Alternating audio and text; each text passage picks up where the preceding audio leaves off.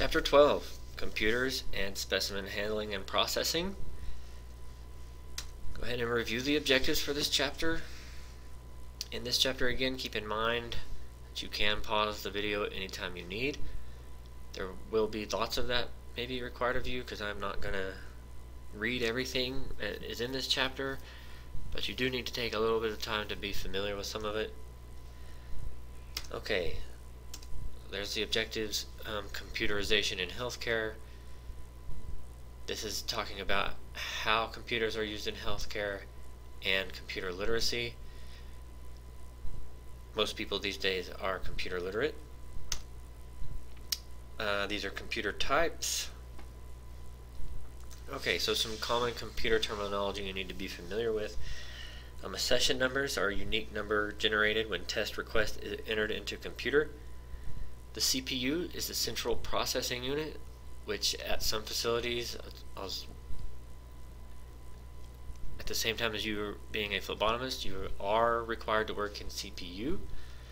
And then there's just some general terms for computers. The LIS is the Lab Information System. This is the computer program used to communicate test ordered results and all that stuff throughout the whole healthcare system. And then again, there's just some more terms to deal with computers that you can be familiar with but aren't going to be vital for you to know for your job. Alright, again, more of those. Computer network is a group of computers linked for the purpose of sharing resources. Three basic components of computer systems. Again, input, process, and output. Some parts of computers, which I'm sure everyone is familiar with.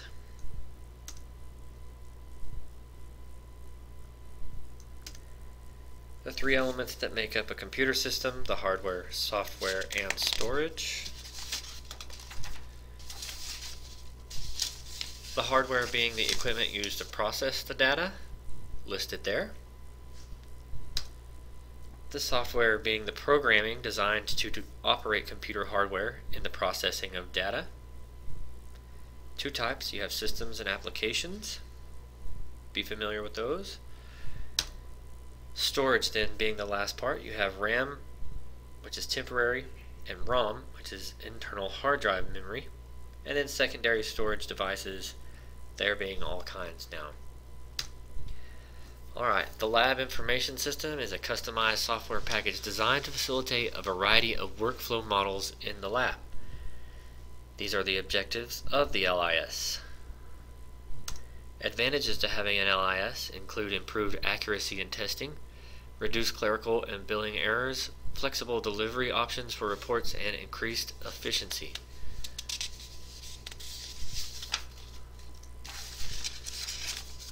An ID code is the unique identifier combination of letters and numbers, allows access to certain system functions to each person, and logged with every transaction, allowing system manager to identify users.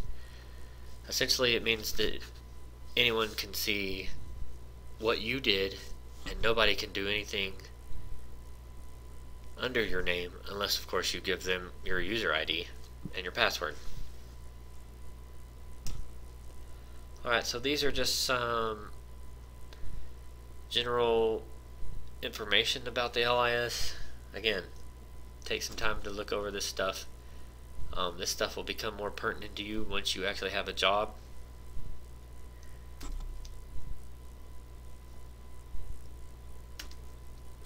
General lab computer skills, things that you'll need to be able to do in your job.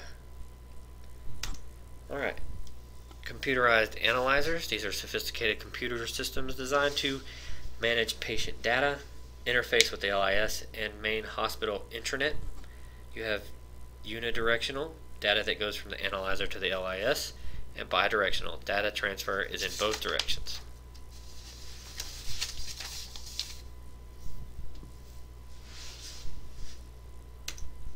Alright. Specimen handling, the pre-analytical phase, defined as all the steps taken before the actual testing of the sample.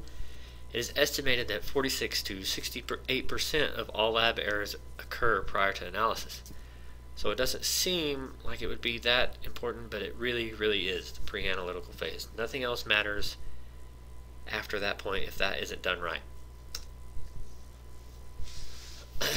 Routine handling. You need to make sure you mix tubes by inversion. Transporting specimens, they should be in plastic bags with a biohazard logo, liquid tight closure, and a slip pocket for paperwork. Delivery time limits. Routine blood specimens should arrive at the lab within 45 minutes, and centrifugation should occur within 1 hour of arrival.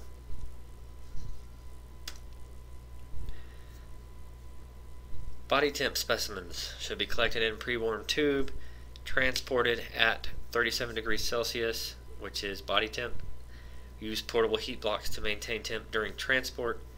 Chilled specimens should be tested immediately or refrigerated, and they can be immersed in crushed ice and water. You will have to collect these sometimes. There's also light-sensitive specimens. If they're exposed to light, they can affect or change the results of tests.